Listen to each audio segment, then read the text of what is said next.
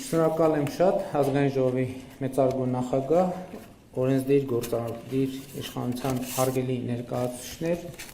հարգելի փորձագետներ Հայաստանի Հանրապետությունից, տարածաշրջանի երկրներից, այլ երկրներից, ոչ տարածաշրջանի, բոլորիդ ողջունում եմ Օրբելի ֆորում 2025-ում կառուցելով խաղաղություն եւ բազմակողմանի համագործակցություն խորագրով եւ միանգամից ասեմ, որ այս խորագիրը ամբողջությամբ արտահայտում է Հայաստանի Հանրապետության կառավարության եւ կառավարող մեծամասնության աշխատանքային օրակարգը եւ պիտի միանգամից արձանագրեմ, որ եթե 3 տարի առաջ օրինակ այս թեմայի առնչությամբ մենք ունեինք մարտահրավերներ եւ մարտահրավերները կառավարելու ամենօրյա անհրաժեշտություն, այսօր մենք կարող ենք ասել, որ մարտահրավերներին զուգահեռ ունենք նաեւ հաջողություն եւ հաջողությունների պատմություն։ Եվ ակնհայտ օրինակից չսկսեմ, այլ սկսեմ մի փոքր ավելի նախորդած իրադարձություններից եւ ընդգծել, որ հաջողությունների պատմությունը սկսեց 2024 թվականին, երբ Հայաստանը եւ Ադրբեջանը սկսեցին սահմանազատման գործընթաց Տավուշի մարզում։ Այդ գործընթացը շատ բուռն քննարկումների եւ քննադատությունների տեղիք տվեց Հայաստանի Հանրապետությունում, բայց ես ուզում եմ միանգամից ասել, որ ինչքան էլ այդ ընթացքում առանձնապես հեշտ չէր մեր հանրությանը պարզաբանել ինչ է տեղի ունենում եւ ինչու, այսօր տեղի ունեցածը մեզ համար հաջողության պատմություն է։ Պիտի ուղղ ասեմ, իմ հանձնարարությամբ մեր պետական մարմինները կազմակերպում են, ես անձամբ էլ մասնակցում եմ, կազմակերպում են տարբեր այցելություններ քաղաքացիական հասարակության ներկայացուցիչների, մտավորականության, քաղաքական գործիչների, երբեմն կուսակցական գործիչների, երբեմն Սփյուռքի մեր հայրենակիցների այցելություններ, սահմանազատված կիրանց եւ հարակից հատվածներ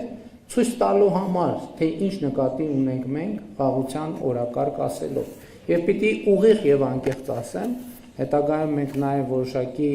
մոնիտորինգ ենք անում մարդկանց տպավորությունների եւ արձագանքի վերաբերյալ,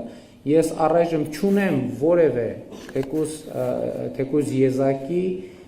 բացասական արձագանք այն ամենից, ինչ մենք տեղում ցույց ենք տալիս, եւ սա շատ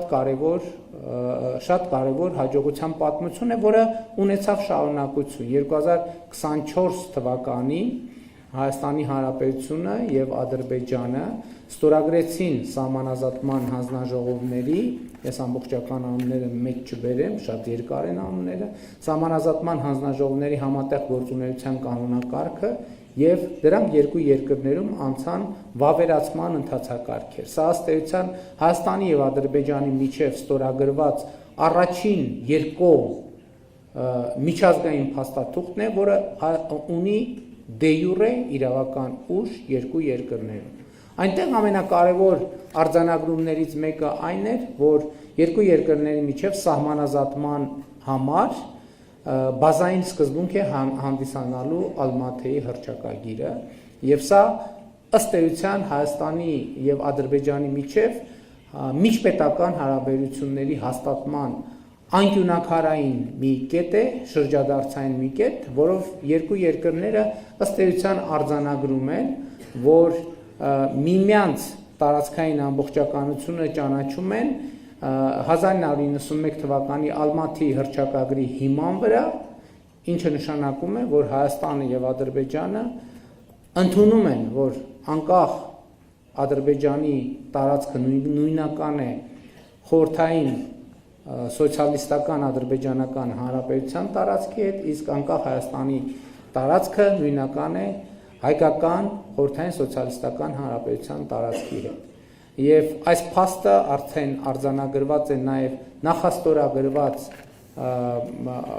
խաղաղության համաձայնագրի տեքստում, ինչպես նաև Վաշինգտոնի հռչակագրում, որը արդեն հանրահայտ փաստ է։ Իհարկե մեր այս ճանապարհին հաջողության մեծագույն պատմությունը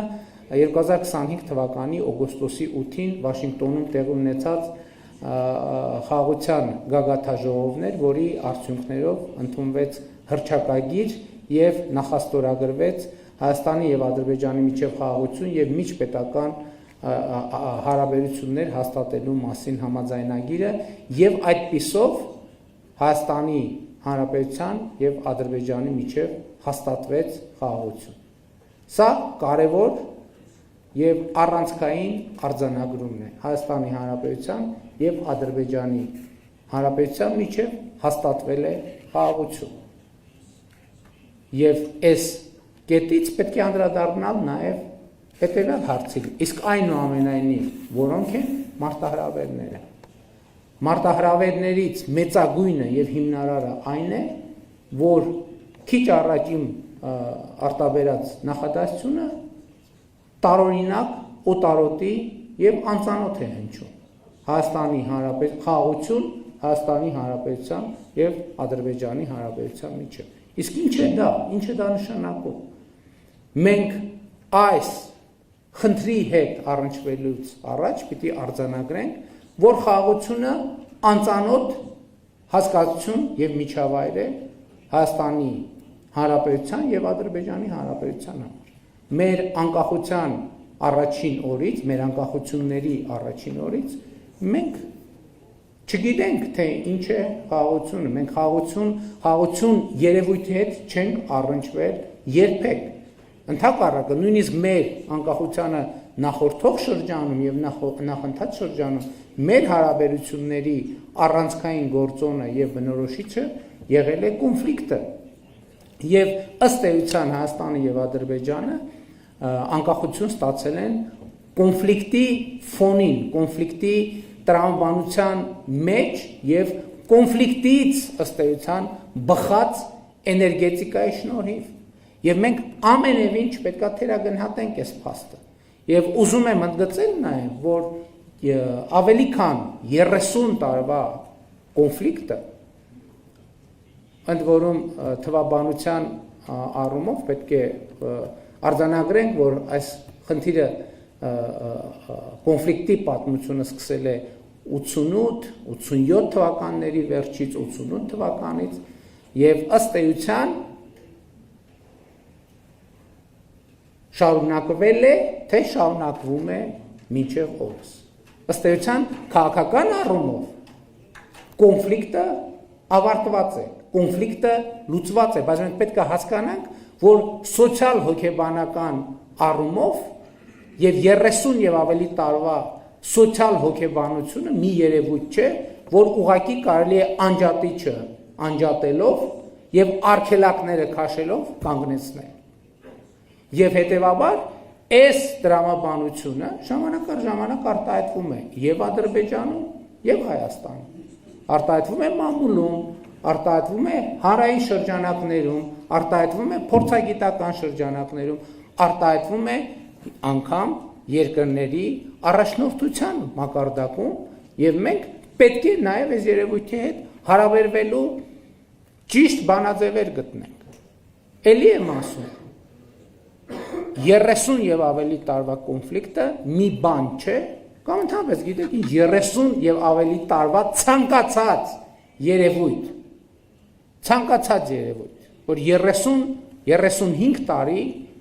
մենք որևէ մեկը ապրել է մի երևույթի եւ մի ռուտինի մեջ, որևէ ձևով հնարավոր չէ դա արգելակի լծակի գործադրումով կանգնեցնել։ Բայց հնարավոր է դա կանգնեցնել, թե ոչ։ Այո, դա հնարավոր է ինչպես քաղաքական առաջնորդությամբ։ Եվ սա մեծագույն եւ կարեւորագույն հարցն է։ Քաղաքական առաջնորդության հարաբերությունը իրավիճակի ապագայի ռազմավարական պլանավորման եւ շատ կարեւոր է պատմության հետ, որովհետեւ կարծում եմ հենց քաղաքական առաջնորդությունը պետք է հստակ պատասխան տա մի հարցի. մենք ինչ ենք ուզում լինել, մենք ուզում ենք լինել պատմության սպառող, թե մենք ուզում ենք լինել պատմության ստեղծող։ վերջին 2 տարիների փորձը մեզ ասում է, որ մենք կարող ենք լինել պատմություն ստեղծող, ինչը ամենևին չի նշանակում մոռանալ պատմությունը, բայց մյուս կողմից չմոռանալ պատմությունը եւ լինել պատմություն ստեղծող նշանակում է առնվազն չմտնել պատմությունը վերարտադրողի վիճելի դերակատարման մեջ։ Եվ սա է մեր ընկալումը, որովհետև ընդհանրապես պատմությանը հղում անելով պետք է նաև հասկանանք մի բան։ Իսկ ո՞րն է պատմության մեկնարկային լեգիտիմ կետը։ Որտեղ պատմությունը երկար երևույթ է։ Կա 50 տարվա պատմություն, կա 30 տարվա պատմություն, կա 50 տարվա պատմություն, կա 100 տարվա պատմություն, կա 500 տարվա պատմություն, կա 1000 տարվա պատմություն, կա 2000 տարվա պատմություն։ Եվ եթե մենք այսօրվա մեր գործողությունների տրամաբանությունը եւ հիմնավորումը փորձենք գտնել պատմության մեջ, այդ նշանակում է, որ մենք չենք հավատում խաղաղությանը։ Ընդհանրապես, ես ուզում եմ մեր բոլորի ուշադրությունը հրավիրել մի փաստի վրա։ Սա չի վերաբերվում միայն մեր տարածաշրջանին։ Ընդհանրապես, եկեք գնանք վերցնենք ցանկացած ռեգիոնի պատմության ցանկացած երկրում տպագրված ցանկացած գիրք։ Ինչի մասին է պատմությունը։ Պատմությունը սովորաբար խաղաղության մասին չի լինում։ Պատմությունը սովորաբար լինում է կոնֆլիկտների մասին։ Որտեղ խաղաղության մեջ ոչ մի հետաքրքիր բան չկա։ Պատմաբանի տեսակետից։ Որտեղ խաղաղությունը վիճաբանություններ եւ բանավեճեր չի հրահրում։ Խաղաղությունը հրահրում է ներդաշնակություն։ Իսկ ներդաշնակությունը պատմաբանների համար ամենաձանձրալի իրավիճակն է։ Եվ ուզում եմ նաև արձանագրել, որ մենք պետք է նաև ուշադրի լինենք պատմության վերաբերյալ։ Այն տրամաբանության մեջ, իսկ ինչ ենք մենք ասում, իսկ ինչու չեն կարող հղում անել, չի կարելի հղում անել, մասնավորապես այն ժամանակների պատմությանը եւ կան իմիջայլոց պատմաբաններ եւ քաղաքական գործիչներ եւ քաղաքական առաջնորդներ, ովքեր հղում են անում այն ժամանակների պատմությանը, դա համարելով հիմնական լեգիտիմ մեկնակետ, որտեղ այդ թվում մեր տարածաշրջանի, այդ թվում Հայաստանի եւ Ադրբեջանի պատմությունները բնորոշվում էին կիրովականներով եւ կիրովաբադներով, լենինականներով եւ լենինաբադներով, Կույբիշևներով, հոկտեմբեր կինոթատրոններով եւ այլն եւ այդպես շարունակ։ Կան քաղաքական առաջնորդներ, կան շրջանակներ, ովքեր լեգիտիմ միակ մեկնակետը համարում են հենց սա։ Համարում են, որ սա է։ Գիտեք, որ այդպիսի պատմություն է եղել, երբ որ Խորհրդային Միության փլուզումը համաշխարհային հայտնի դիվանագետներից մեկը վերնագրել էր պատմության ավարտ, բայց կան նաև քաղաքական շրջանակներ, ովքեր պատմության մեկնարկը համարում են հենց կիրովականների եւ կիրովաբադների ժամանակաշրջանը։ Եվ ոչ մեկ չի կարող ասել, որ ոչ դա պատմություն չի եղել։ Եվ հղում անել ժամանակ առ ժամանակ այն իրավիճակին, երբ որ մեր տարածաշրջանում, գիտեք, պետք է հետևյալ արձանագրել, մեր տարածաշրջանը վերջին հարյուրամյակներում եղել է կայսրությունների տիրապետության ներքո։ Եղել է Պարսկաստանը, եղել է Օսմանյան կայսրությունը, եղել է ռուսական կայսրությունը, դրանից առաջ արաբական տիրապետությունը, դրանից հետո մոնղոլ թաթարական տիրապետությունը։ Եվ ինչպես խորհրդային ժամանակաշրջանում ստեղծվում էին կիրովականներ եւ կիրովաբադներ, Արաբական շրջանը ունի իր կիրովականներն ու կիրովաբատները, պարսկական շրջանն ունի իր ժամանակաշրջանի կիրովականներն ու կիրովաբատները, Օսմանյան ժամանակաշրջանը ունի իր ժամանակվա կիրովականները եւ կիրովաբատները, ում մոռացա, մոնղոլ թաթարական շրջանը ունի իր ժամանակվա կիրովականներն ու կիրովաբատները, բյուզանդական ժամանակաշրջանը ունի իր ժամանակվա կիրովականներն ու կիրովաբատները, եւ մենք պետք է զգույշ լինենք պատմության հետ։ Ընդհանրապես վերջին ժամանակա Հայաստանում ամենաշատ սիրված եւ քննարկված թեմաներից մեկը պատմական հայրենիքի թեման է։ Եվ վերջին տարիներին մեր կառավարության եւ անձամբ իմ արձանագրումը նրա մասին էր, որ եթե մենք պատմական հայրենիքի ընկալումը չփոխարինենք իրական հայրենիքի ընկալմամբ, խաղաղությունը պարզապես կփլուզվի։ Եվ այս պատահական չէ, որ օգոստոսի 8-ի Վաշինգտոնի հռչակագրից հետո վերադառնալով Հայաստան 10 օր անց ուղերձով դիմեցի Հայաստանի ժողովրդին, ասելով, որ Հայաստանի եւ Ադրբեջանի միջև խաղաղություն է հաստատված, դա աներկբա է, բայց այդ խաղաղությունը ամենօրյա խնամքի կարիք ունի։ Ինչպես նորածին երեխան, եթե ամենօրյա խնամքի չտրվի, ցավոք գիտենք, թե ինչ տեղի կունենա։ Եվ հետևաբար նույնը վերաբերվում է նաև խաղաղությանը, որը այսօր արդեն մի քանի ամսական երեխա է։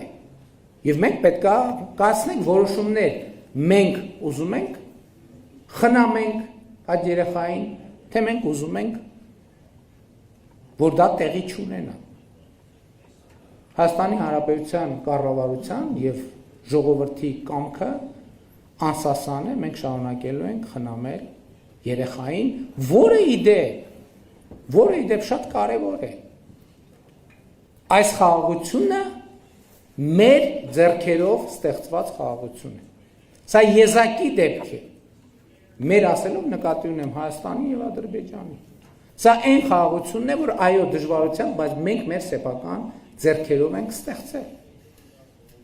Եվ սա այն ընդհանուր արժեքն է, առաջին ընդհանուր արժեքը, որ Հայաստանը եւ Ադրբեջանը իրար հետ ստեղծել են, եւ այդ արժեքը առանձնահատուկ խնամքի կարիք ունի։ Մենք պետք է մեր շատ ընկալումներ այո վերանայենք։ Եվ օգոստոսի 18-ի իմ ուղերձում ես ասացի մի բան, որը կարծում եմ ընդամենը գուցե ամիսներ առաջ, գուցե մի տարի, 2 տարի առաջ կլիներ աներևակայելի։ Ես ասացի, որ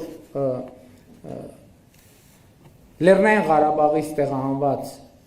մեր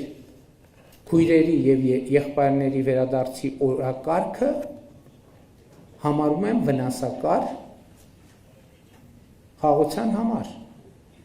Եվ ասցի նաեւ, որ ընդհանրապես այդ թեման վերադարձների օրակարգ ներքին տեղահանվածների կամ մի մասը անվանում է փախստական, մյուս մասը ներքին տեղահանված, այդ օրակարգը համարում եմ վտանգավոր, որովհետև դա նշանակում է հետ դառնալ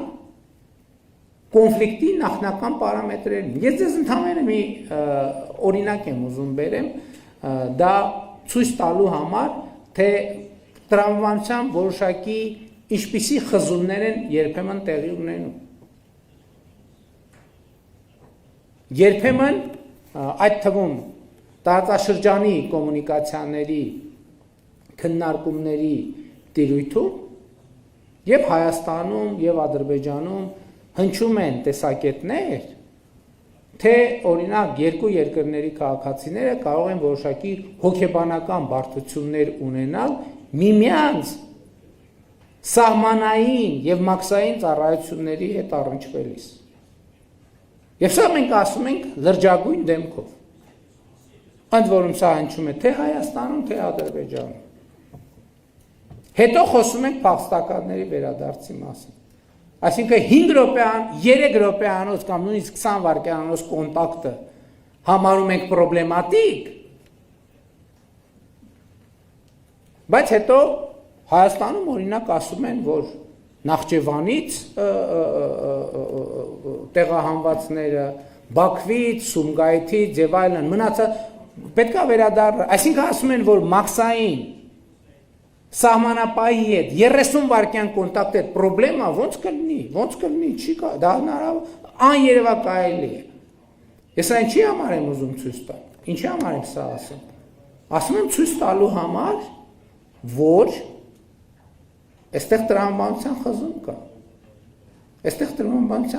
կա։ Եվ ես կարծում եմ, որ մենք այստեղ ունենք լուծումներ եւ ավելին, այդ լուծումները շատ տրամաբանական են եւ նույնիսկ գծագրված։ 2025 թվականի օգոստոսի 8-ի Վաշինգտոնի հռչակագրից սովորաբար կան շատ մեջբերվող եւ քիչ մեջբերվող կամ գրեթե չմեջբերվող կետեր։ Այդ չմեջբերվող կետերից եւ ընդհանրապես իմ կարծիքով այդ հռչակագրի կարևորագույն կետը 5-րդ կետն է, որը ըստ էության խոսում է, արձանագրում է Հայաստանի Հանրապետության եւ Ադրբեջանի միջև երկարատև խաղաղության տեսլականը։ Ես կարծում եմ, որ ընդհանրապես հիմա մենք եկել հասել ենք մի կետի եւ հասունացել է նորակարգը, երբ որ մենք պետք է արձանագրենք արդեն իսկ արձանագրվածը իմիջայլոց, որը ինչ որ առումով կարելի է անվանել նաեւ ռազմավարական գործարք Հայաստանի Հանրապետության եւ Ադրբեջանի Հանրապետության միջեւ, որն է եւ որը կարող է լինել այդ ռազմավարական գործարքը։ Իսկ գործարքի էությունը հետեւյալն է, որ Հայաստանը եւ Ադրբեջանը ճանաչում են միմյանց տարածքային ամբողջականությունը Ալմաթայի հռչակագրի հիման վրա, այսինքն ինչ ասացի,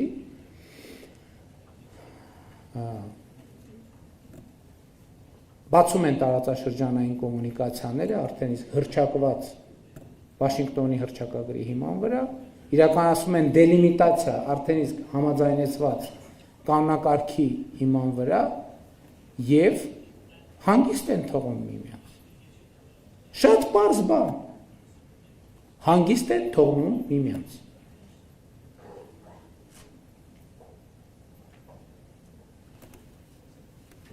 Այլ բան չկա անել։ Ընդ որում ես ուզում եմ արձանագրել, որ այս տեսլականը նաև արձանագրված է նախաստորագրված խաղաղության համաձայնագրում, որի առաջին հոդվածը ասում է, մեջբերում են, հաստատելով, որ նախկին ԽՍՀՄ խորհրդային սոցիալիստական հանրապետությունների միջև սահմանները դարձել են համապատասխան անկախ պետությունների միջազգային սահմանները եւ որպես այդպիսին ճանաչվել են միջազգային հանրության կողմից, կողմերը ճանաչում են եւ կհարգեն միմյանց ինքնիշխանությունը, տարածքային ամբողջականությունը, միջազգային սահմանների անձեռնմխելիությունը եւ քաղաքական անկախություն։ Այսինքն ինչ ասում է տեքստը, սա խորհրդային հանրապետությունները դարձել են պետություններ։ Եվ համապատասխանաբար մենք այս հիմքի վրա միմյանց տարածքային ամբողջականությունը, սահմանների անխախտելիությունը հարգում ենք։ Հաջորդը ամբողջությամբ համապատասխանելով հոդված 1-ին կողմերը հաստատում են, որ միմյանց նկատմամբ չունեն տարածքային պահանջներ եւ հետագայում նման պահանջներ չեն առաջադրի, կողմերը չեն ձեռնարկի որևէ գործողություն, այդ թվում այդպիսի գործողությունների պլանավորումը, նախապատրաստումը, խրախուսումը եւ աջակցումը, որ նպատակ ունի ամբողջությամբ կամ մասամբ տրոհել կամ խաթարել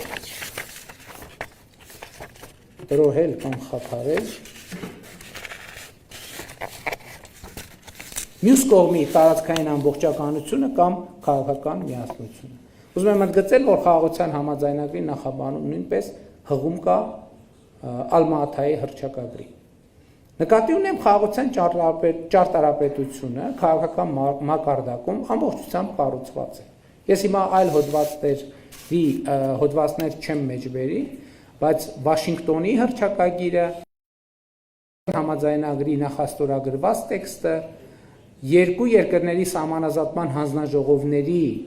համատեղ գործունեության կանոնակարգը ամբողջությամբ գծել են այդ ճարտարապետությունը։ Այսինքն քաղաքական մակարդակում մենք այստեղ խնդիրներ չունենք։ Մենք այստեղ խնդիրներ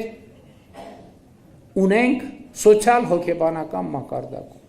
Եվ սոցիալ հոգեբանական մակարդակում գոյություն ունեցած խնդիրների մասին նույնիսկ դժվար է խոսել։ Դժվար է խոսել նույնիսկ քաղաքական առաջնորդների մասին, բայց ես կարծում եմ, որ մենք պետք է նաև խոսենք դրա մասին։ Ես օրինակ այդպիսի մի վիճակագրություն եմ դուրս բերել, որը իհարկե դեռ փորձագիտական մակարդակով վերստուգման անհրաժեշտություն ունի, բայց առնվազն քաղաքական մակարդակով իմ տպավորությունները գնալով ավելի ու ավելի հիմնավոր են դառնում։ Ընդ որում ես չեմ կարող եւ չեմ ասի, թե այս շրջապտույտի մեկնարկային կետը որտեղ է, Հայաստանում է թե Ադրբեջանում, որովհետեւ ոչ թե դրա համար, այսինքն դա փորձել դա անել նշանակում է մտնել նոր բանավիճային տրամաբանության մեջ։ Մասնավորապես ես մի այսպիսի ներքին կապ եմ տեսել, որ օրինակ ինչքան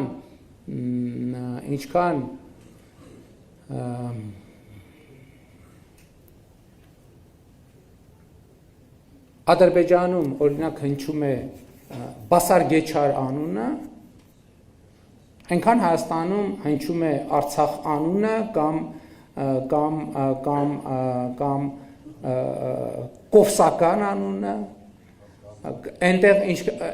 եւ այլն, եւ այնտեղ ինչքան հնչում է եւ այլն, այսինքն տրամաբանությունը հասկացաք։ Եվ երբեմն Հայաստանում եւ Ադրբեջանում ընկալում եւ տեսնում են պատմության մի մասը միայն։ Հասկանալիորեն համարելով, որ պատմության այն մասը, որը բխում է այնտեղից լեգիտիմ է, այսինքն ամեն կողմը, պատմության այն մասը, որը բխում է այնից լեգիտիմ է, որը բխում է մյուս կողմից լեգիտիմ չէ։ Ճիշտ են ասում արդյոք թե չէ, ճիշտ են ասում նրանք, ովքեր համարում են, որ լեգիտիմ է, իրենց ասածը, իսկ դիմացինի ասածը լեգիտիմ չէ։ Ճիշտ են ասում թե չէ։ Այս հարցը ձևակերպելը եւ փորձելը պատասխանել այս հարցին ինքնին անհաջողության նախապայման է։ Դրա համար է, որ մենք ունենք խաղաղության մեկնակետ։ Խաղաղության մեկնակետը երկու երկրների սահմանազատման հանձնաժողովների միջև ստորագրված համատեղ գործունեության կանոնակարգն է, որը երկու երկրներում ունի բարձրագույն իրավաբանական ուժ, ես ուզում եմ սա ընդգծել։ Հաջորդը Վաշինգտոնի հռչակագիրն է եւ ի վերջո նախաստորագրված խաղաղության համաձայնագիրը Հայաստանի եւ Ադրբեջանի միջև։ Եվ այս երեք փաստաթղթերի գոյությունն է, որ հիմք է տալիս ասելու, որ Հայաստանի եւ Ադրբեջանի միջև հաստատված է խաղաղություն։ Եվ այս փաստաթղթերի շրջանակից դուրս գոյություն ունեցող սոցիալ հոգեբանությունն է, որ անհրաժեշտություն է առաջ բերում ընդգծել, որ հաստատված խաղաղությունը ունի ամենօրյա խնամքի կարիք։ Եվ իհարկե հետագա ինստիտուցիոնալիզացիայի կարիք, որը արդեն աշխատանքային եւ քաղաքական օրակարգ է, եւ որի վերաբերյալ այդ աշխատանքները տեղի են ունենում եւ շարունակվում են։ Հարգելի ներկաներ, ես թերևս խոսեցի շատ բաների մասին, որ ոչ մի փաստաթղթում գրված չի կամ կամ բխում է փաստաթղթերից, բայց չի խոսվում դրա մասին։ Եվ ես կարևոր եմ համարում եւ ուրախ եմ այս հարթակի հնարավորության համար, որտեղ կա հնարավորություն նման բաների մասին խոսելու, որովհետեւ բոլոր այն փաստաթղթերը, որ ընկած են այս խոսակցության հիմքում, հրապարակված են եւ իհարկե դեռ կշարունակվեն քննարկվել, բայց ես կարծում եմ, որ խաղաղության խնամքի տեսակետից շատ կարևոր է, որ ինչպես ընդունված է ասել, մենք այս զուգահեռ խոսակցությունը ունենանք, որովհետև այս զուգահեռ խոսակցությունն է խաղաղության նկատմամբ խնամք տանելու գործիքը, որովհետև հակառակ դեպքում մենք օրը մի քանի անգամ ասելու ենք, որ Հայաստանի եւ Ադրբեջանի միջև խաղաղություն է հաստատված եւ ամիսը մի քանի անգամ հարցի առաջ են կանգնելու, ինչքանով է ճշգրիտ եւ օբյեկտիվ այս գնահատականը։ Այս գնահատականը օբյեկտիվ եւ ճշգրիտ է։ Եվ ես համոզված եմ, որ մենք մեր ճանապարհը կշարունակենք խաղաղության ամրապնդման, ինստիտուցիոնալիզացման եւ շատ ամբիցիոզ կհնչի, բայց եւ հարատև դարձնելու օրակարգով, որովհետեւ ըստ էության նախագծային մակարդակում այդ ամեն ինչը պլանավորված է։ Ես նոր բան ասացի, խաղաղությունը հարատև դարձնելու մասին խոսեցի, բայց այսօր մեկ ուրիշ նոր հանգամանքի մասին ավելի մանրամասն խոսեցի, այդ ռազմավարական գործարքն է։ Ռազմավարական գործարքը, այո, խաղաղությունը Հայաստանի եւ Ադրբեջանի միջև կդարձնի հարատև եւ ընդ որում կայունությունն ու խաղաղությունը մեր տարածաշրջանում կդարձնի հարատև։ Բայց որպեսզի տպավորություն չստեղծվի, թե մենք կամահարանքով ենք վերաբերվում պատմության դասերին, ես ուզում եմ ամփոփել խոսքս մի դրվագով, մի խոսակցությամբ, որը սկսվեց վերջերս Փարիզի խաղաղության համաժողովի ընթացքում, երբ մասնակիցներից մեկը իմ ելույթից հետո հարց տվեց, ասաց, իսկ ի՞նչն է պատճառը, որ խաղաղության այն գործարքը, որ տեղի ունեցավ 2025 թվականի օգոստոսի 8-ին, ինչն էր պատճառը, որ դա հնարավոր չէր, որ տեղի չունեցավ 2 տարի առաջ, 3 տարի առաջ, 4 տարի առաջ, եւ սա շատ կարեւոր հարց է։ Ես անկեղծ ասացի, որ կարող եմ խոսել իմ տպավորությունների մասին, ընդ որում տպավորությունների, որովհետեւ այս հարցին վերլուծական քննական մակարդակում անդրադառնալու առիթ չի եղել, իսկ իմ տպավորությունը հետևյալն է, որ այնուամենայնիվ մենք պատմությանը, այդ թվում նախորդ դարի պատմությունը դիտարկելով կարձանագրենք հետևյալը, որ Հայաստանը եւ Ադրբեջանը, ընդ որում երկու դեպքում էլ նույնը Վրաստանը առաջին անգամ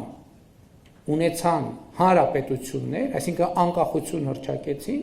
եւ անկախ պետություն հռչակվեցին ընդամենը օրերի ընթացքում 2018 թվականի մայիսի ներողություն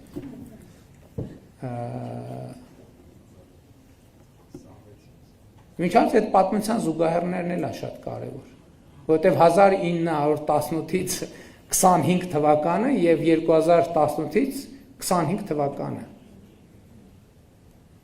Շատ 18 թվականին օրինակ շատ մեծ էր հավանականությունը, որ մենք կգնանք պատմության վերարտադրության ճանապարհով։ Ուղղակի մեխանիկական վերարտադրության ճանապարհով։ Եվ այստեղ է նրբությունը, որ մի X պահի, X ձևով, երբեմն ինտուիտիվ, երբեմն չպլանավորված, ստացվեց, որ մենք պատմությունը ուղղակի վերարտադրելու փոխարեն նոր պատմություն ստեղծեցինք եւ նոր պատմություն ենք ստեղծում։ Բայց վերադառնալով 1918 թվականին երեք հարավկովկասյան երկրները ընդամենը օրերի ընթացքում մայիսի վերջին 10-օրյակում օրերի ընթացքում ստացան անկախություն։ 20 թվականին ամիսների ընթացքում կորցրին անկախությունը։ Ինչ կապ ունի սա 2025 թվականի իրադարձությունների հետ։ Իսկ կապը ելի եմ ասում, սա ինտուիտիվ գուցե, դեռ պետք է քննել։ Իսկ կապը նրանում է, որ երբեմն անսպասելի իրադարձությունները եւ դիտանկյունները մի հարց են դնում սեղանին։ Իսկ գուցե կամ հնարավոր է, որ հարավկովկասյան երկրների անկախությունների եւ անկախության կորուստների միջև ինչ-որ ներքին տրամաբանական կապ կա։ Եթե սրան գումարենք, որ 1991 թվականին երեք երկրները իհարկե մի քիչ ավելի լայն համատեքստում էլի ըստ էության միաժամանակ ստացան անկախություն։ Բայց եթե խորհրդային տրամաբանության մեջ ենք նայում, մենք կարող ենք հարավկովկասյան երեք երկրների պատմությունը անկախության 90-ականների զուգահեռել նախկին խորհրդային ուրիշ երեք հանրապետությունների պատմության հետ։ Եվ խոսքը Մերձբալթյան հանրապետությունների պատմության մասին է։ Ովքեր անկախությունից հետո կամ անկախության շրջանում առաջին բանը, որ ասացին, կամ կարողացան պայմանավորվել հետևյալն է։ Եկեք չկենտրոնանանք պատմական հայրենիքի տրամաբանության եւ բանաձևի վրա, որովհետեւ մենք իրենք կկորցնենք մեր անկախությունը։ Եվ նրանք այս հիմքի վրա պայմանավորվեցին, հետո տարիներ, տասնամյակներ անց պարզվեց, որ դա չէ ամենակարևորը եւ ամենագլխավորը։ Եվ հիմա Մերձբալթյան երկրները ունեն բոլորովին ուրիշ հարաբերություններ, ունեն բոլորովին ուրիշ պատմություն, ունեն բոլորովին ուրիշ միջավայր։ Իհարկե մարտահրավերներ ունեն։ Խոսքը դրա մասին չէ։ Հարավային Կովկասում դա տեղի չունեցավ։ Էլի օբյեկտիվ եւ սուբյեկտիվ պատճառներով։ Բայց մենք հիմա կարող ենք դա անել արձանագրելով, որ մենք կարող ենք կենտրոնանալ մեր պետությունների, մեր պետականությունների, մեր անկախությունների, մեր ինքնիշխանությունների ամրապնդման վրա։ Ելնելով ենք անխավարկածից, որ դրանք պատմականորեն ունեն ինչ-որ ներքին փոխկապակցվածություններ, որոնք գուցե թե այդ պատմաբանները, որ զբաղվելու լինեն, կարծում եմ շատ լավ թեմա է, որ զբաղվեն։ Իսկ ինչ ներքին փոխկապակցվածություններ կան։ Եվ իմ պատասխանը էլի ինտուիտիվ, որովհետև այդ պահին հարցը հնչեց եւ հարցին պետք էր պատասխանել, ինտուիտիվ դա էր, հիմա հնարավոր դարձավ, որովհետև 2024 եւ 2025 թվականին գուցե թե մեր անկախություններին սպառնացող ընդհանուր վտանգները գուցե թե ավելի տեսանելի կամ ոչ թե ավելի, կամ գուցե թե վերջին տարիների համար առաջին անգամ տեսանելի դարձան։ Եվ կարող է պարզվի, որ սա ամենևին էլ երկրորդական գործոն չէր, որը ստեղծեց հնարավորություն, որ Հայաստանի եւ Ադրբեջանի միջև հաստատվի խաղաղություն։ Իհարկե, այս գործում, Վաշինգտոնյան համաձայնությունների գործում, մեծ եւ անգնահատելի Միացյալ Նահանգների նախագահ Դոնալդ Տրամպի դերը, նրա անձնական մասնակցությունը եւ նրա անձնական ներգրավվածությունը, բայց այնուամենայնիվ ուզում եմ ընդգծել, որ նախորդող շրջանում մենք երկու շատ կարևոր ձեռքբերում ենք արձանագրել։ Առաջինը սահմանազատման հանձնաժողովների համատեղ աշխատանքի կանոնակարգը եւ երկրորդը այն, որ մենք 2025 թվականի մարտին հասանք այն կետին, երբ հայտարարեցինք, որ խաղաղության համաձայնագրի նախագծի շուրջ բանակցությունները ավարտված են խաղաղության համաձայնագրի նախագծի համաձայնեցմամբ։ Եվ հետևաբար ամփոփելով խոսքս ուզում եմ արձանագրել, որ սա օրգանիկ խաղաղություն է, որը ստեղծվել է, ձևավորվել է տարածաշրջանում, սա ներմուծված խաղաղություն չէ, սա մեր տարածաշրջանում Հայաստանի եւ Ադրբեջանի միջև համատեղ աշխատանքի արդյունք է եւ այդ արդյունքը պետք է ամենօրյա խնամքի ենթարկվի եւ Հայաստանի Հանրապետության կառավարությունը եւ կառավարող մեծամասնությունը